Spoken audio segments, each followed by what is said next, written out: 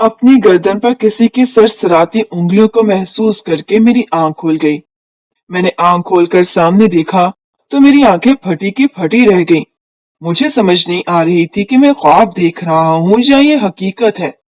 ऐसा कैसे हो सकता था? मेरे कतर के एक घर में मुलाजमत कर रहा था।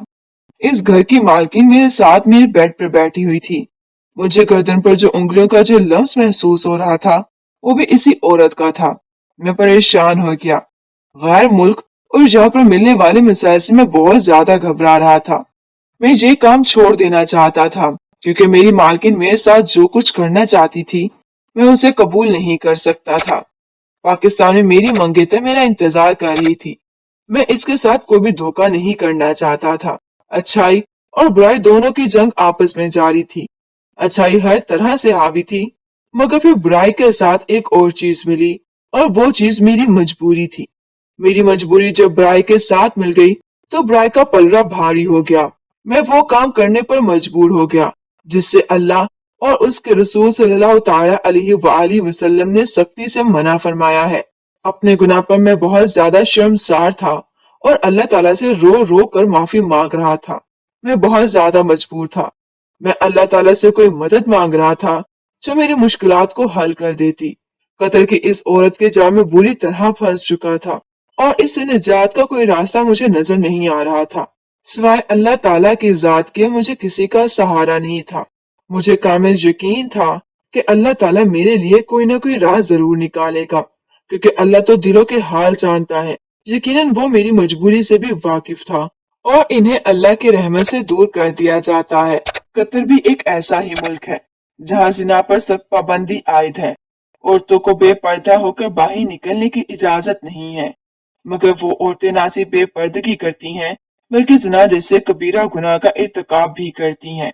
पाबंदी होने की वजह से वो ये सब सरेआम नहीं कर सकती, क्योंकि कतर में शराब और शबाब दोनों ही मना है और इन जुराइम का इर्तिकाब करने वालों को सख्त से सख्त सजा दी जाती है।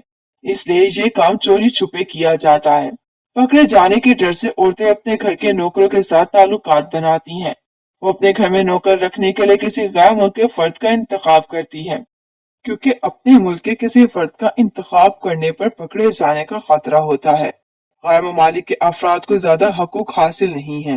गैर ममालिक के अफराद के मुकाबले में मुकामी लोगों को ज्यादा सुनी जाती है, इससे इन्हें अपना राज फाश हो जाने का ज्यादा खतरा भी नहीं होता। कतर की औरतें न सिर्फ दूसरे ममालिक के मर्दों के साथ ताल्लुकात बनाती हैं बल्कि इनसे अच्छी खासी रकम भी हासिल करती हैं। रकम हासिल करने के लिए ऐसा तरीकेकार अपनाती हैं कि दूसरे ममालिक के अफराद मजबूर हो जाते हैं और इन्हें हर महीने लाखों की तादाद में रियाल देना पड़ते हैं। लाखों पाकिस्तानी अफराद मुस्तकबिल के सुनहरे ख्वाब लेकर गैर ममालिक में रोजगार के सिलसिले में जाते हैं, मगर वहां जाकर इनका काम लग जाए तो पीछे रहने वालों की नस्सें सवार देते हैं। मगर जरा सी भी गलती हो जाए तो फिर इनकी अपनी जिंदगी वहां पर बहुत मुश्किल हो जाती है। मैं अपनी माँ से हर वक्त जिद करता रहता था कि मुझे भी बाहर के ममालिक में जाना है, क्योंकि पाकिस्तान में रहते मैं सिर्फ इतना कमा पा रहा था जिसे 2 वक्त की रोटी नसीब हो जाती। मैं सारी जिंदगी पाकिस्तान में रहकर 12-12 घंटे काम करने के बाद सिर्फ इतनी कमाई नहीं चाहता था कि पेट भर सकूं। मैं चाहता था कि मैं कुछ ऐसा काम करूं जिससे जिंदगी संवर जाए। मेरी माँ के पास कुछ जमा था जो कि जेवरात की सूरत में था।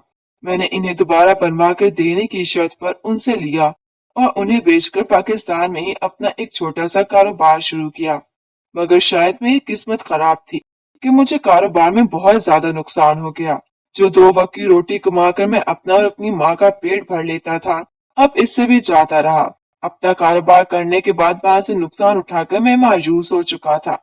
मायूसी, नाउमीदी दो ऐसी चीजें हैं जो इंसान को ऐसे फैसले करने पर भी मजबूर कर देती हैं जो करने के बारे में उसने कभी सोचा भी नहीं होता। मैं अपनी माँ का इकलौता बेटा था। मेरा कोई और बहन या भाई भी नहीं था और मेरे अब्बा के इंतकाल को भी एक अरसा गुजर चुका था। मेरी माँ ने मेहनत मजदूरी करके बहुत पढ़ाया लिखाया था, मगर पढ़ाई लिखाई भी मेरे किसी काम में नहीं आई थी। मुझे कोई नौकरी नहीं मिली थी, इससे मैं मजबूरन 12 घंटे काम करता था। तब कहीं जाकर मुझे इतने पैसे मिलते कि हमारे घर में 2 वक्त का खाना बन सके। मैं और मेरी माँ एक दूसरे से बहुत मोहब्बत करते थे। हमने अपनी जिंदगी का कोई एक दिन भी एक दूसरे के बगैर नहीं गुजारा था। मगर अब शायद मजबूरी बन गई थी। मैंने इधर उधर से कर्ज लेकर बाहर जाने की ठान ली। कुछ कर्ज दोस्तों से लिया और कुछ रिश्तेदारों से। और एक बार फिर नई उम्मीद के साथ मैं अपने रिस्क की तलाश में निकल खड़ा हुआ। मगर मैं नहीं जानता था कि कतर जाकर मेरी बदकिस्मती मेरा साथ छोड़ने वाली नहीं है। वहां जाकर मैं किसी औरत के यहाँ मुलाजिम ठहर गया। इस औरत का शहर दूसरे ममालिक में अपना बिजनेस करता था। घर और बाहर के कामों के लिए इसे किसी मर्द मुलाजिम की जरूरत थी। उसे मेरी तनख्वाह 3000 रियाल महाना मुकर्रर की। तनख्वाह अच्छी थी मगर मुझे काम पसंद नहीं था। मगर अपने हालात बदलने की सोच ने मुझे वो काम करने पर भी मजबूर कर दिया। आज मेरी फ्लाइट थी। मैं कतर जा रहा था। मेरी माँ बहुत ज्यादा रो रही थी। मेरे लिए भी अपने आप को संभालना मुश्किल हो रहा था। मेरी माँ ने बहुत सारे आंसू और दुआओं के हिसाब में मुझे रुखसत कर दिया। मगर कतर जाकर मुझे पता चला कि मेरे लिए ऐसी बलाएं मुंह खोलकर मेरा इंतजार कर रही थीं, जिससे मेरी माँ की दुआएं भी मुझे नहीं बचा सकी। मैं कतर तो चला गया था, मगर जिस कंपनी में काम दिलवाने का लालच देकर मुझे कतर में भेजा गया था, वो सब फ्रॉड था। कतर में काम की मुद्दत पूरी होने के बाद मैं छुपता फिर रहा था। इस अरसे के दौरान मुझे कोई भी काम नहीं मिला था। यहाँ आकर मैं बहुत ज्यादा मजबूर और बेबस हो गया था। अपने यहाँ कतर आने के फैसले पर मैं दिल ही दिल में बहुत ज्यादा पछता रहा था। अल्लाह ताला इससे अपने हक में बेहतरी की दुआएं करना शुरू कर दी थी। मुझे पूरा यकीन था कि अल्लाह ताला मेरी दुआओं को रद्द नहीं करेगा। अल्लाह ताला ने मेरी दुआएं कबूल तो कर ली थी, लेकिन इन्हें मेरे हक में आजमाइश बना दिया था। मुझे जो मुलाजमत मिल रही थी वो मैं नहीं करना चाहता था, और मेरे हक में बहुत और बेहतर होता अगर मैं वो मुलाजमत ना करता। मगर मेरी बदकिस्मती मेरा बाजू थामे खड़ी थी। वो मेरी जिंदगी का बदतरीन वक्त था जब मैंने इस मुलाजमत के लिए हाँ कर दी थी। मुझे खुद पर बहुत ज्यादा गुस्सा था। मैं इस वक्त को कोस रहा था जब मैंने इस मुलाजमत के लिए हाँ कर दी थी। अब तो मुझे अपने कतर आने के फैसले पर भी पछतावा हो रहा था, क्योंकि यहाँ आकर मुझे कुछ भी हासिल नहीं हुआ था। उल्टा मेरे सर पर कर्ज बहुत ज्यादा था। मैंने कई बार यहाँ से वापस चले जाने का सोचा, मगर मुझे मालूम था कि मेरे घर जाते ही कर्जे का मुतालबा करने वाले रोज मेरा दरवाजा खटखटाते, और हो सकता है कि मेरा वह घर भी कर्जदारों के कर्ज उतारने में बिक जाता। मेरी तो खैर थी, मगर मैं अपनी बूढ़ी माँ को इस अमर में दर दर की ठोकरें खाने देना नहीं चाहता था। इसलिए मजबूरन मैं कतर की इस औरत के यहाँ मुलाजमत करने के लिए तैयार हो गया। वो औरत घर से जब भी बाहर जाती थी, बापर्दा हालत में होती थी। इसका नाम रेशमा था। एक दिन मैं गार्डन में काम कर रहा था जब मेरी नजर रेशमा पर पड़ी। कुछ लम्हों के लिए तो मैं इसकी तरफ देखता रह गया। वो बहुत ही ज्यादा जवान और खूबसूरत थी। इससे ज्यादा दिलकश और हसीन औरत मैंने आज तक अपनी जिंदगी में नहीं देखी थी। इसने बहुत मुख्तलिफ लिबास पहन रखा था। न जाने इसमें ऐसा क्या था कि मैं मबहूत होकर उसकी तरफ देखता जा रहा था। कोई दिल फेंक इंसान नहीं था मैं, मगर मेरी नजर बार बार फटक कर रेशमा के जिस्म का तवाफ करने लगी थी। इसके इस कदर ज्यादा हुस्न ने मुझे मेरे होश उड़ा दिए थे।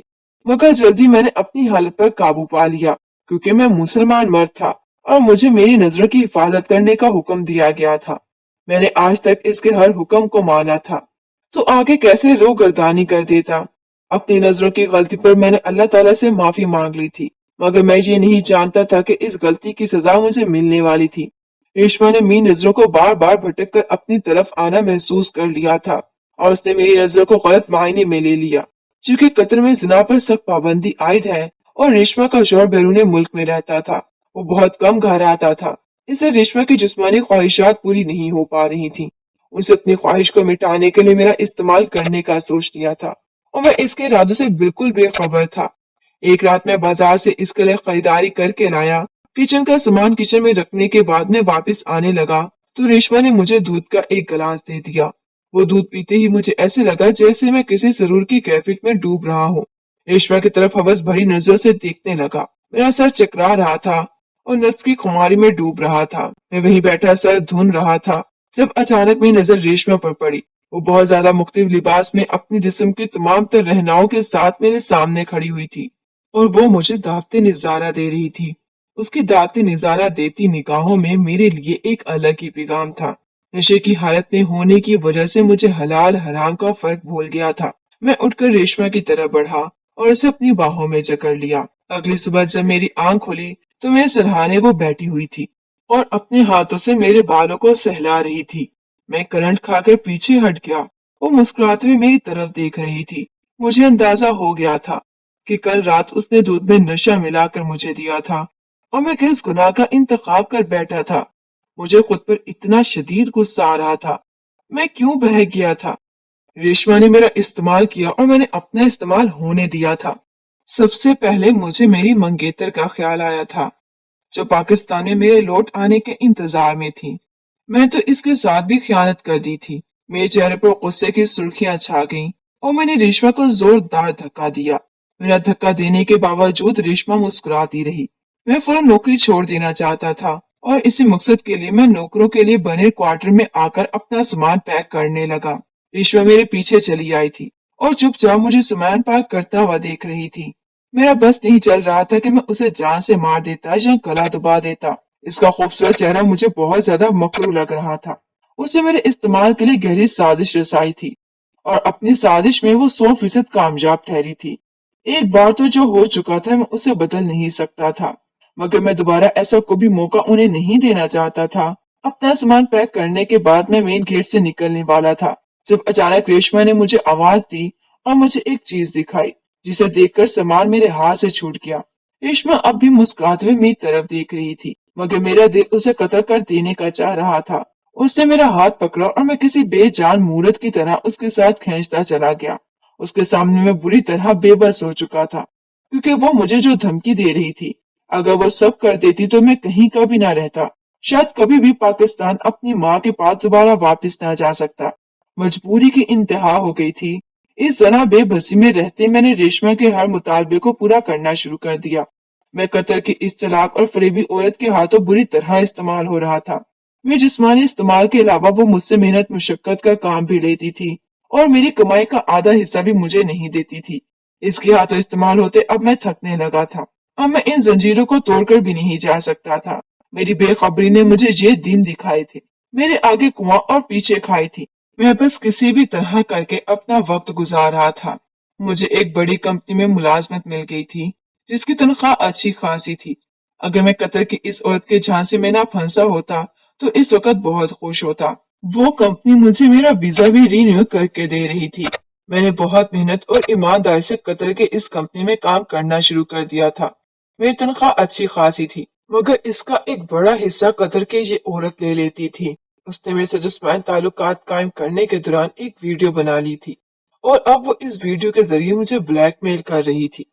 मेरे पास अपनी तनख्वाह का आधे से भी ज्यादा हिस्सा इसे देने के अलावा और कोई चारा नहीं था। मैंने सुना था कि कतर में बहुत पैसा है। ये दुनिया के अमीर तरीन ममालिक में शुमार होता है। यहाँ बहुत ज्यादा मेहनत का काम करवाया जाता है, मगर तनख्वाहें भी इसी हिसाब से दी जाती है।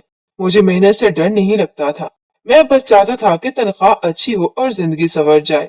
इसलिए मैं अपनी किस्मत आजमाने यहाँ आ निकला था, मगर मुझे क्या पता था कि मेरी बदकिस्मती यहाँ मुझे अपने अरूज पर होगी। मुझे इस औरत के हाथों इस्तेमाल होते न जाने कितना वक्त हो चुका था। अब तो मैंने हिसाब रखना भी छोड़ दिया था। मेरी आधी से ज्यादा तनख्वाह के अलावा मुझसे घर में रहने का किराया लेती, खाने पीने के पैसे लेती। इन सब के अलावा मुझसे अपने घर के काम भी करवाती थी और मेरा जिस्मानी इस्तेमाल भी करती थी। उसे पैसे देने के बाद मेरे पास जो पैसे बचते थे, इनमें से बड़ी रकम घर के किराए और खाने पीने में निकल जाती थी। मेरी अपनी माँ के पास बहुत कम पैसे भिजवाता था।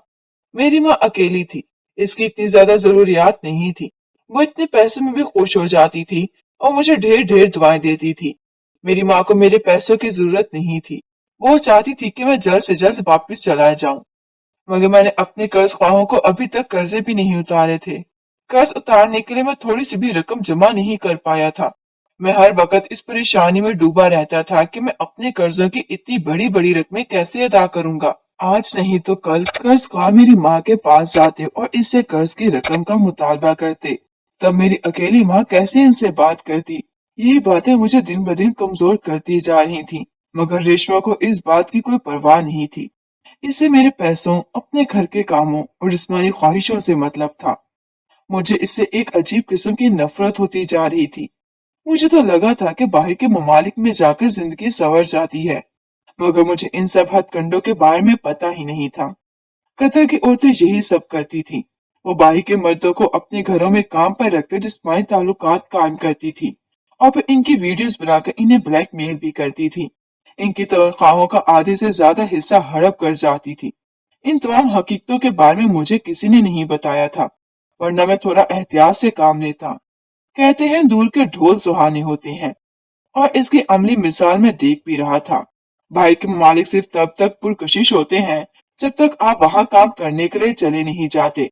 जितना आपको मुआवजा देते हैं इससे भी ज्यादा मेहनत करवाते हैं। तब कहीं जाकर मुझे अपने मुल्क और इसमें कमाई हुई 2 वक्त की रोटी की कदर होने लगी थी।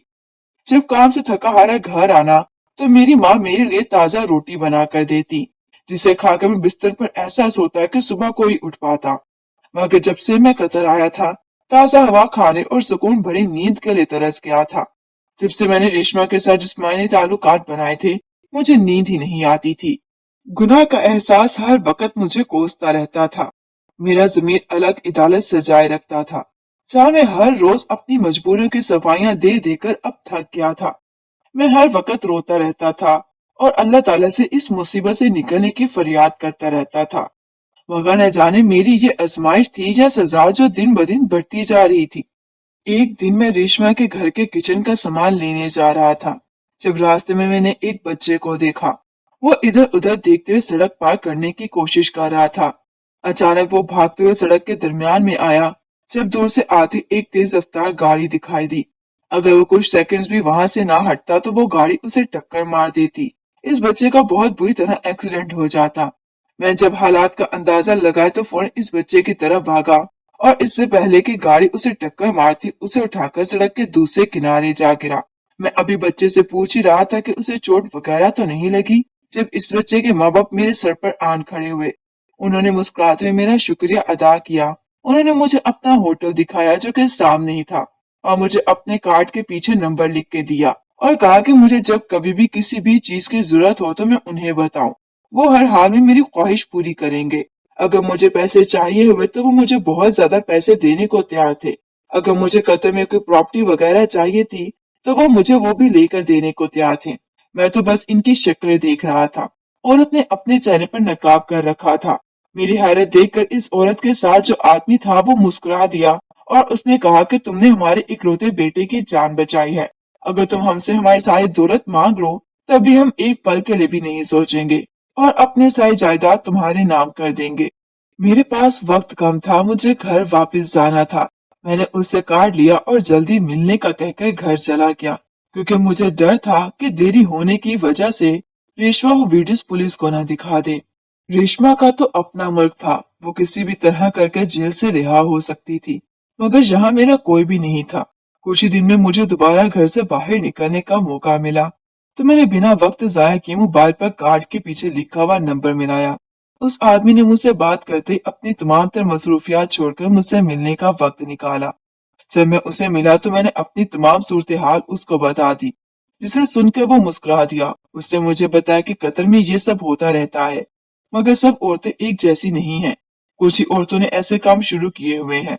अब अगर वो औरत मुझे धमकी दे तो मैं उसे कहूँ कि वो पुलिस को वीडियो दे सकती है, क्योंकि गैर मुल्कियों पर आधी सजा का इतलाक होता है, जबकि मकामी लोगों को पूरी सजा दी जाती है।